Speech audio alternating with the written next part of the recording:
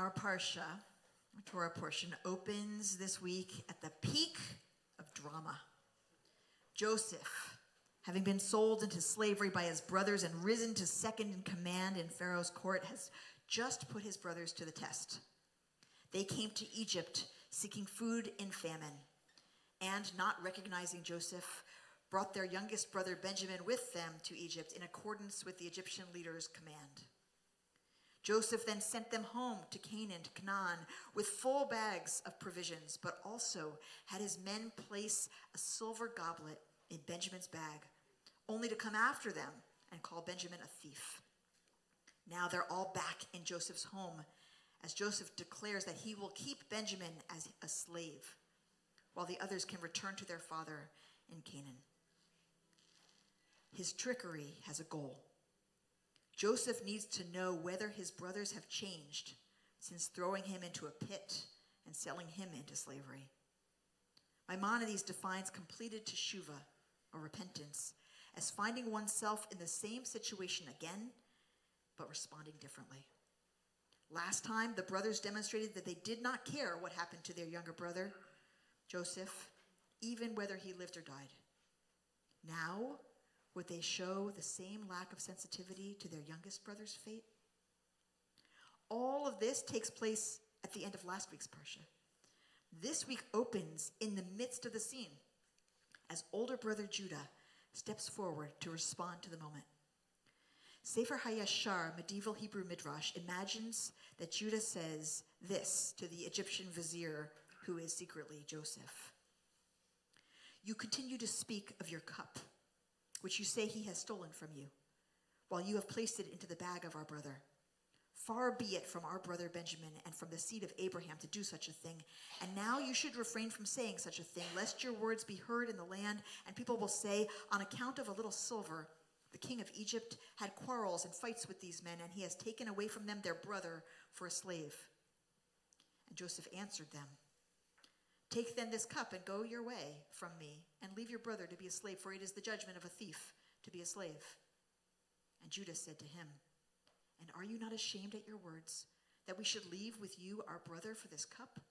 Surely, if you would give to us 1,000 times as much as your cup, we would not leave our brother, even for all the silver of all mankind. Rather, we would first die for his sake. In the actual text of the Torah, Judah offers to put himself in Benjamin's place, to be kept as a slave himself in his brother's stead. This is all Joseph needs to hear. He breaks down in tears and reveals himself to his brothers. Rabbi Jonathan Sachs argues that more than any particular words that Judah said, it was the act of drawing near that melted his brother's reserve and defenses. The Parsha is called Vayigash, after all, which means, and he came close. Sachs says, how can we be sure that Vayigash is the key word? Because it contrasts with another key verse many chapters and many years earlier, which said, but they saw him at a distance, and before he reached them, they plotted to kill him. That was the brothers seeing Joseph. From far away, Sachs says, we don't see people as human beings. And when we stop seeing people as human beings, and they become instead symbols, objects, people can do bad things to one another. For the last 11 weeks, I have called upon anyone who would listen to see the humanity of Israelis and of Palestinians, to draw ourselves close to their experience, to see and feel the shattering terror that Israelis are feeling, and to not look away from the mass killing of Palestinians, the unfathomable loss and cataclysmic humanitarian crisis that they are enduring. But tonight, I want to speak about a different distance and a different closeness. We have grown distant from each other, American Jews. In particular, we have grown distant from each other by generation. Old to young, and young to old.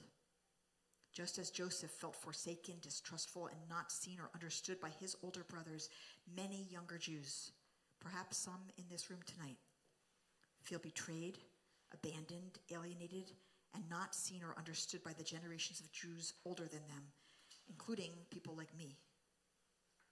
Younger Jews are screaming, protesting, writing, appealing, and in many cases just quietly feeling that we Gen Xers and above are insensate to this existential moral crisis. Many are feeling that there is no place for them in the Jewish world anymore, and among the Jewish people, and in synagogues, and in the Jewish community, and that is wrong. Last Shabbat morning, I said clearly, and I'll say it again now, our commitment to diversity at CBE is not just about national origin and culture and race and religious background and sexual orientation and gender and ability. It includes diversity of perspective and ideology and belief, including on Israel-Palestine. It is important, it is vital to this community that we hold space for a broad spectrum of belief. We've got to be a place and a movement and a people who learn how to be in the midst of disagreement with respect and whenever possible with love.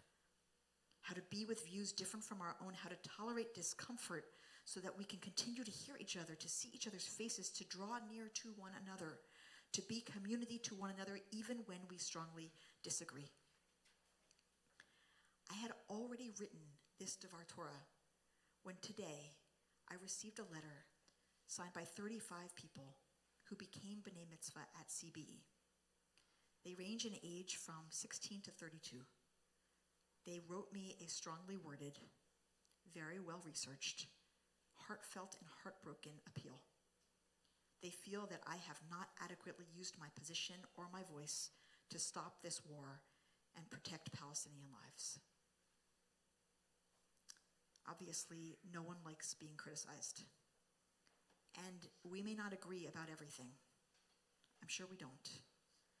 But I bet we agree about a lot more than they know. Regardless, I was really glad they wrote me, truly glad they wrote me. And I responded right away and asked them to draw near, asked them to come here to meet with me next week so I can listen, so I can hear them with an open heart. This week, a mentor of mine introduced me to the phrase moral injury, which I had not encountered before. According to the organization called Disabled American Veterans, moral injury is when one feels that they have violated their conscience or moral compass when they take part in, witness, or fail to prevent an act that disobeys their moral values. The definition and diagnosis of moral injury is being rapidly expanded and extended to fields like healthcare and social work and education and the law. Most definitions focus on people who are present in high-stakes situations in which they did or witnessed acts that caused serious harm or failed to prevent serious harm. This includes situations without clear right and wrong choices, or where there is a clear right and wrong, but the wrong thing is done, or in which doing the right thing is impossible and doing nothing feels terrible. According to a compilation of studies published by the National Institutes of Health, symptoms of moral injury include guilt, shame, spiritual existential conflict, and loss of trust, with secondary symptoms of depression, anxiety, anger, self-harm, and social problems resulting from it. A few definitions, not many, but a few definitions of moral injury extend to people who are not physically present at the event. Now, there's obviously a massive difference between the experience of someone on site in a moment of moral injury and someone on the other side of the world.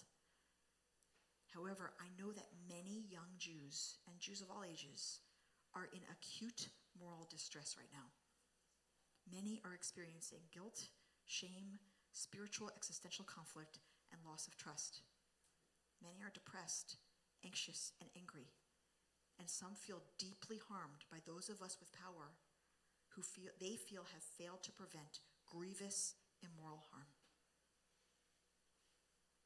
The primary question they have is Joseph's question for his older brothers. Do you care? Do you actually care?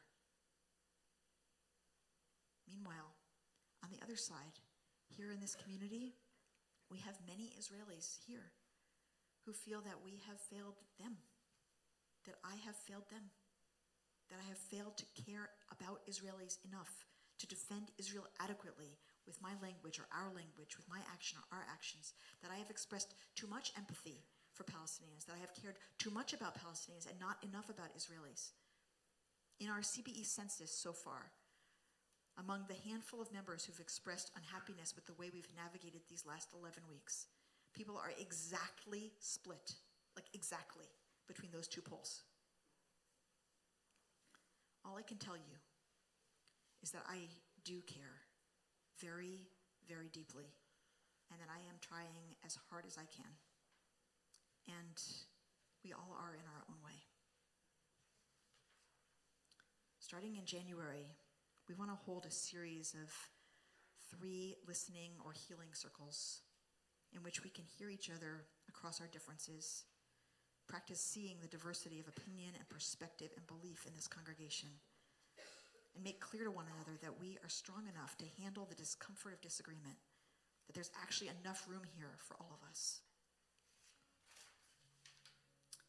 We're not all going to agree with each other, but we must do as Judah did. We must take risks to draw near to one another. I want to say to every young person here in this room and out there who might be listening, you have a place here. No matter your views, you have a place here. I am listening to you deeply. And here at CBE, you will meet Jews from all kinds of backgrounds and with all kinds of views. And the only thing you can assume, and the only thing you should assume, is that every person you meet at CBE belongs here exactly as much as you do. As the prophet Joel said, "Ve'haya acharechen eshpoch et ruchi al kol basar v'nib'u b'nechem v'notechem ziknechem chalomot yachalumun bachorechem chezyonot yireu." And it will be after that, I will pour out my spirit on all flesh. Your sons and daughters shall prophesy. Your elders shall dream dreams, and your youths shall see visions. May we turn toward one another. May we listen for the prophecies of our children, for the dreams of our elders, for the vision of our youth, so that we can, please God, find our way quickly to justice, to life, and to peace. Shabbat shalom.